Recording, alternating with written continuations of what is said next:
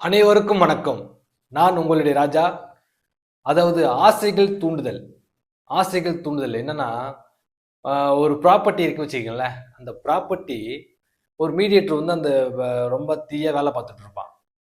அப்ப அவங்க என்ன மைண்ட் செட் என்னன்னா, யாரையாவது ஏமாத்தி அன்னன்னைக்கு ஒரு பொழுத ஓட்டணும் அப்படின்னு ஒரு ஒரு விஷயம் இருக்கும்.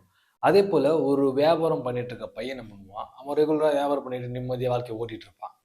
ஸோ அவன் மேற்கொண்டு சம்பாதிக்கலாம்னு சொல்லிட்டு ஏதோ ஒரு ரியல் எஸ்டேட் பண்ணலாம் அப்படின்னு உள்ள வரான்னு வச்சுக்கங்களேன்.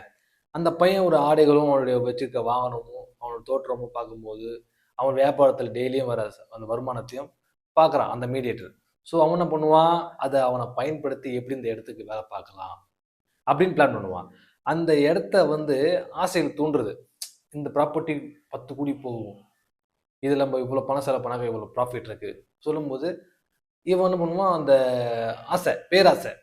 ஏன்னா ஆசைகள் தான் அந்த உலகத்துல நம்மளுக்கு இருக்கிற எல்லா துன்பங்களுக்கும் காரணம் அதுதான், ஆசைதான். அந்த வகையில இந்த இவனை பண்றான். ஓ, ஒரு 2 லட்ச ரூபா செலவு பண்ணாக்க நம்மளுக்கு இவ்வளவு கிடைக்குமா, சரி ஒரு 10 லட்சம் செலவு பண்ணலாம். நம்மளுக்கு ஒரு ஒரு சொல்லுவார் உடனே, எனக்கு 10 லட்சம் செலவு பண்ணாக்கா எனக்கு ஒரு நான் 30 லட்சம் தரேன், 40 லட்சம் தரேன், 50 லட்சம் தரேன், இது 10 கோடி ப்ராப்பர்ட்டி. இவன் பேராசை. இவன் டிக்கெட் பண்ணி விட்றான், இவன் டிகர் ஆகுறான், இவன் டிக்கெட் பண்ணி விட்றான், டிகர் ஆகுறான். ஏன்னா என்னாச்சு, ஒன்று மைண்ட் மாறும். நம்ம இது கஷ்டப்பட்டுட்டு இவ்வளோ உழைச்சிட்டு இருக்கோம், சரி ஈஸியாக பணத்தை போட்டு அப்படியே காரில் ஜாலியாக பெட்ரோல் போட்டு சுற்றிட்டு இருந்தா நமக்கு இது முடிஞ்சிச்சுன்னா விதிச்சு நம்ம அடுத்த லெவல் போயிடலாம் அப்படின்னு வந்து ஒரு பேராசை.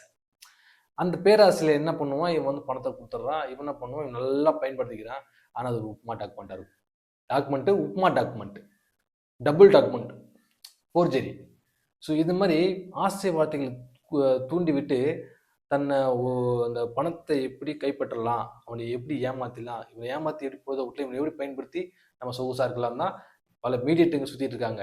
எல்லாரையும் சொல்லலை, குறிப்பிட்ட ஒரு சில நபர்களை. அந்த மாதிரி ஒரு விஷயம் போயிட்டு இருக்கு. அதே போல ஒரு சினிமா பண்ணக்கூடிய ஒரு இயக்குனர் வச்சுக்கங்களேன், ஒரு படம் எடுக்கணும் அப்படின்னு நினைக்கிற ஒரு ஒரு ஒரு சினிமா ப்ரொடியூசர்கிட்ட அப்ரோச் பண்றாங்கன்னா, அந்த சினிமா ப்ரொடியூசர் என்ன பண்ணுவோம்னா, தன்னுடைய நேரத்தை அந்த செலவிடுறதுக்கு யாருமே இல்லைன்னு சொல்லிட்டு இந்த மாதிரி இயக்குனரை கூப்பிட்டு கதை கேட்கறது. கதை கேட்கறது ஏன்னா கூட இவங்க கூட டைம் ஸ்பெண்ட் பண்ண யாரும் ஆள் இல்லை. அதனால டைம் ஸ்பெண்ட் பண்ணுறதுக்கு ஒரு சினிமா கதை கேட்கறது. அப்புறம் வந்து ஒரு சாப்பிட போகும்போது கதை சொல்ல வச்சுட்டு சாப்பிட்றது.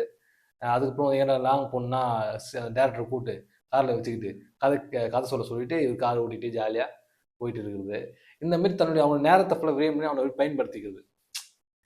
என்னை ஆசைவாதத்தை தூண்டுறது. ஏன்னா நான் உங்களுக்கு நான் பணம் போடுறேன், நீ டைரக்ட் பண்ணு, நம்ம சேர்ந்து படம் பண்ணலாம். அது மாதிரி ஆசை வார்த்தையை கூறி தன்னை ஏமாத்துறது. இந்த மாதிரி பல விஷயங்கள். ஏன்னா அங்கிருந்து எனக்கு பணம் வருது, இங்கிருந்து பணம்